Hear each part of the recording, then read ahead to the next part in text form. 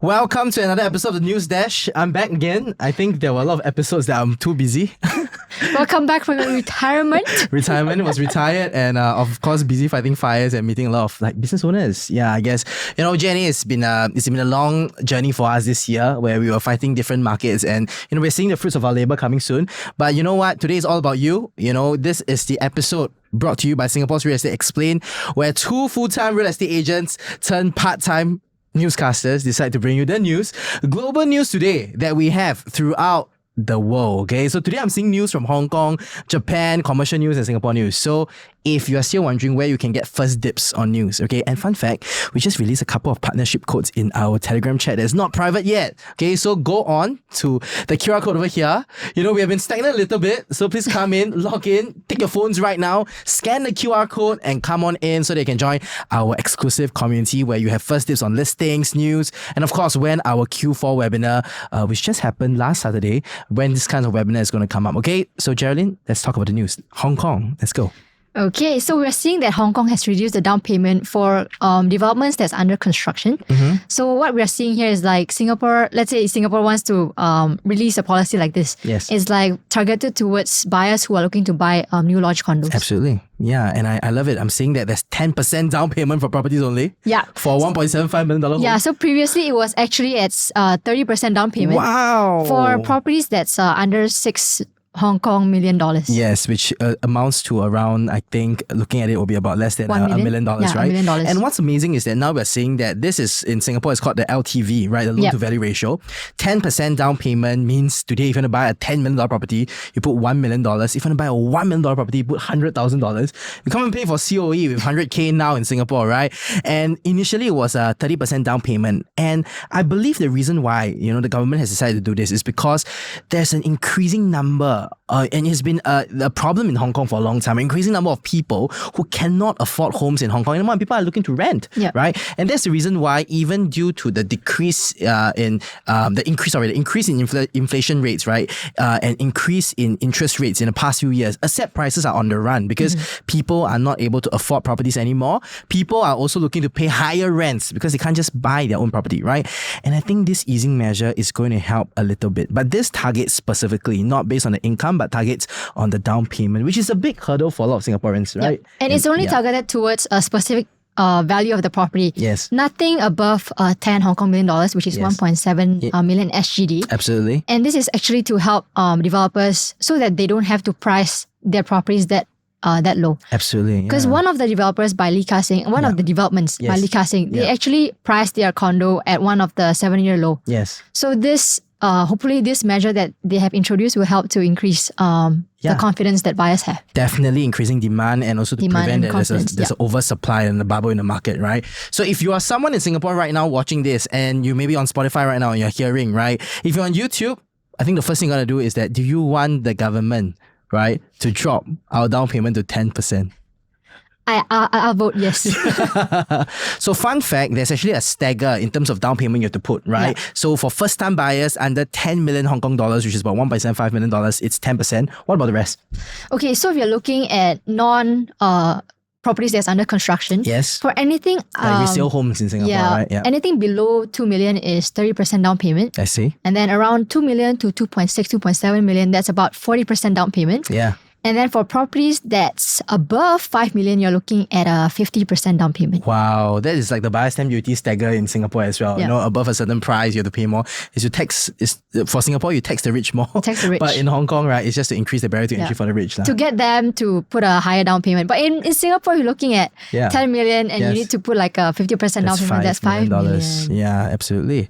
Okay, let's head on to the land of smiles, is it? No, that's Bangkok. Let's head on to Japan. And fun fact, land of Sakura. Land of Sakuras, right? And fun fact, I've not been to Japan before.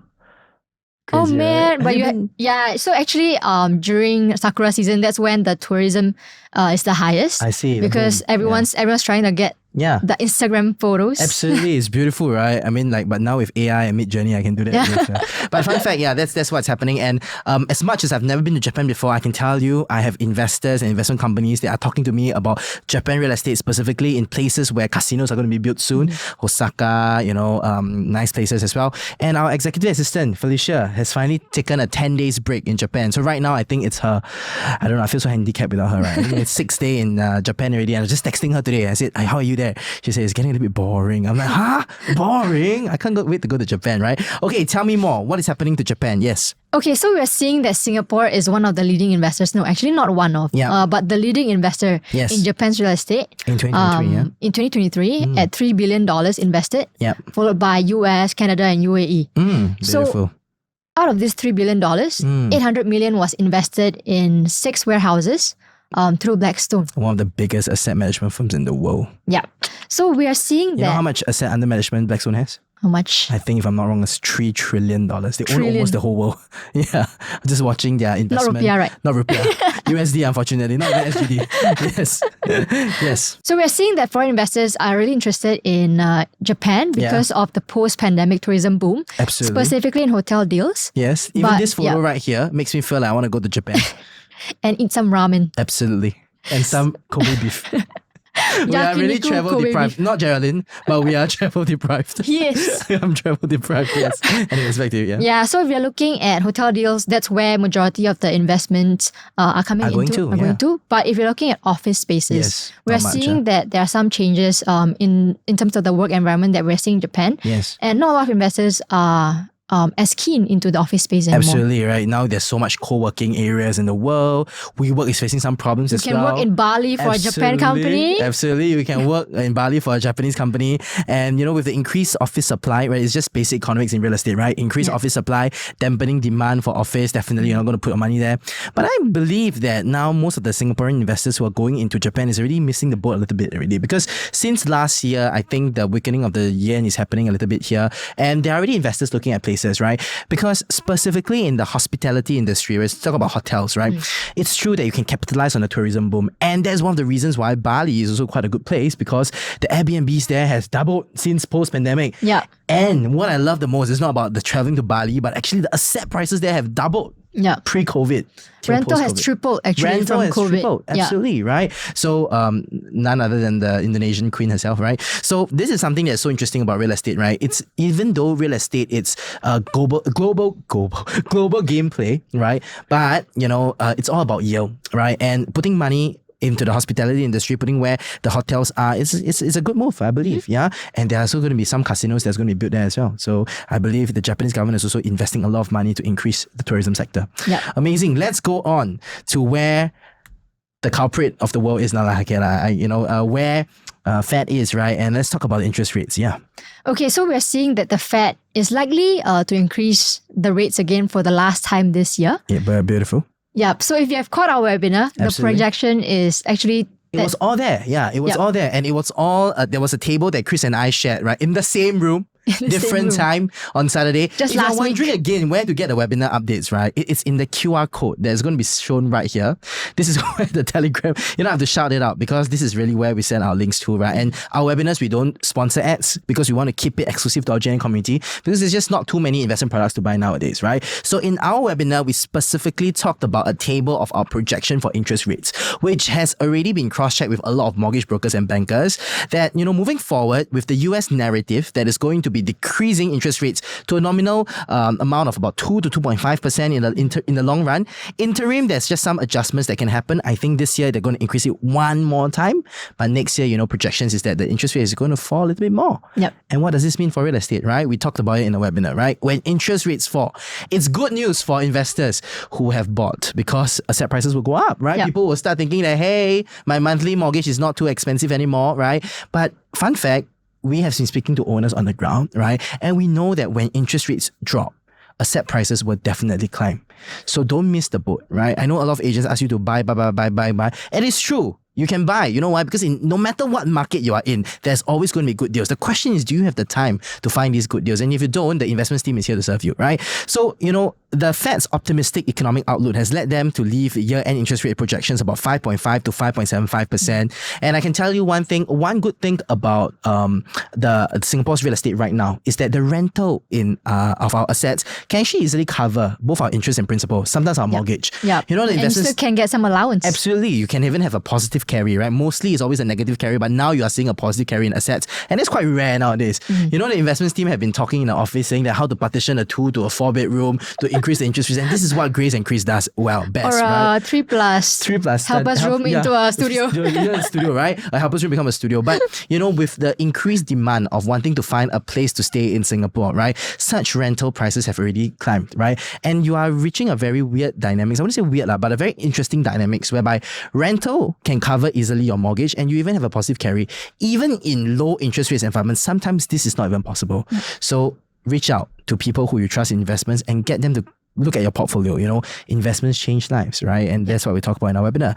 Okay, let's go on to the next thing here, which I've been very sensitive on in the past few months, you know, meeting a lot of commercial sellers and buyers, you know, trying to expand my knowledge for my investors as well. And NTUC has listed prime commercial portfolio of $265 million, right? A myriad of options you have by Mercatus, which I believe is also the asset management arm of NTUC Enterprise. 18 commercial properties in HDB areas valued at $265 million. They include shops, shop houses, low-rise commercial blocks.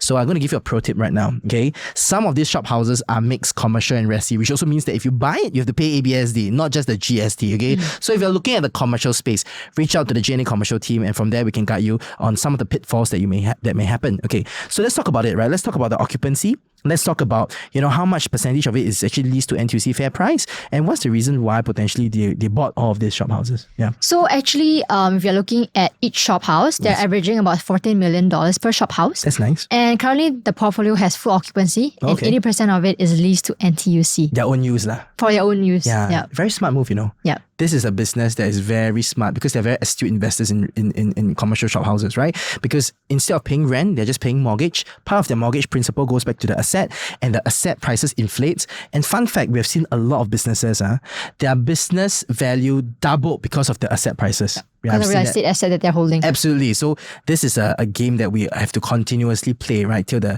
rest of our lives. And not only that, right, there's a very strong net yield of over 4.5%, right? Net, not gross. Not gross, net, right? And fully commercial shop houses, if you talk about District 1, 2, right, you are going to see asset rentals at about 1%, sometimes even 2%. The best you can get is 2.5% right now, somewhere near River Valley Road. But fun fact, 4.5% is quite good.